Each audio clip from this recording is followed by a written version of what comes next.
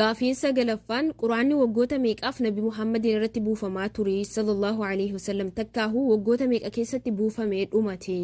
Eenyudha kan jalqaba kaabaa xawaaf? Garaagarummaan rasuulaaf nabiyyi maali? Garaagarummaan islaam muslimaa hoo maali? Gaafilee muraasa tokko qaba. Akkuma beekamu deebisaallee asuma argattan. Fedha keessan taanaan gaafii dhumaa qofatti deebii barbaaddan. Walumaa galattu wal wajjin kan turru ta'a. Asturuun keessan dirqamaa miti. Asturta yoo ta'e immoo koppilinkii gochaa dhageeffadhaa. Akkasuma nama musliima ta'e isin jala jiru sheer gochuudhaan keerii dalagadhaa. Waan isin hin galle hubadhaa. Wanti isinii galuu qabu viidiyoo kana sheer koppilinkii laayik yoo gootan waan na uwwisuun qabu. Dhiistanii yoo deemtan waan narraa hir'isuun qabu. Ammoo yoo sheer koppilinkii laayik gootan galata qabdan. Yoo dhiistanii deemtanillee mirga qabdan. Waan na dhageeffattaniif baay'ee galatooma. Amma kallatti maan gama gaafiitti deema.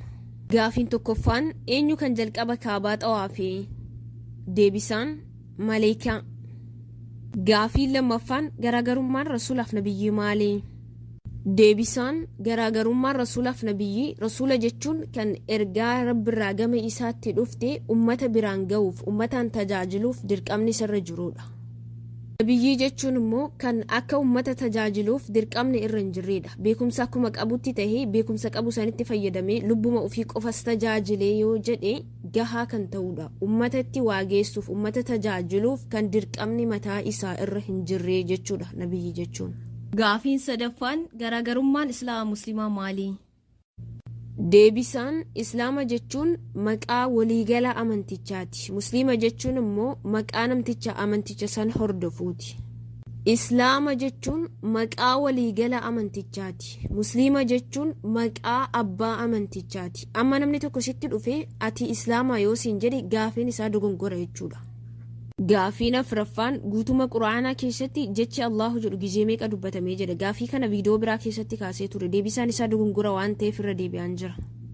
Deebisaan guutuma quraanaa keessatti jechi Allahu jedhu gizee meeqa dubbatame kan jedhuuf deebisaan sirrii gizee 2699. Gaafiin shanaffaan suurota quraanaa keessaa suuraan harfii faa of keessaa hin qabne suuraa tamii jedha. Deebisaan suuratul Faatihaa. Gaafiin jahaffaan kan jalqaba waahii barreesse eenyu? Deebisaan Zayd. Gaafiin torbaffaan dubartiin maqaan ishee quraana keessatti yaamame eenyu jedhamti? Deebisaan Mariyaam.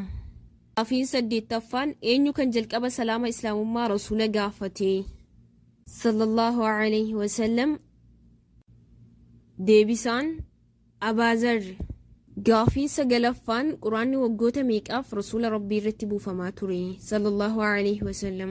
Deebisaan waggoota 23. Gaafii kurnaffaa isin deebiitti deebisa. Akkana jedha gaafichi. Islaamummaa keessatti eenyu ture mu'adhinni jalqaba? Leenjichi sahaabaa eegisaa ajjeese gara bataskaanaa dhaqee rabbiin faarse balbala isaa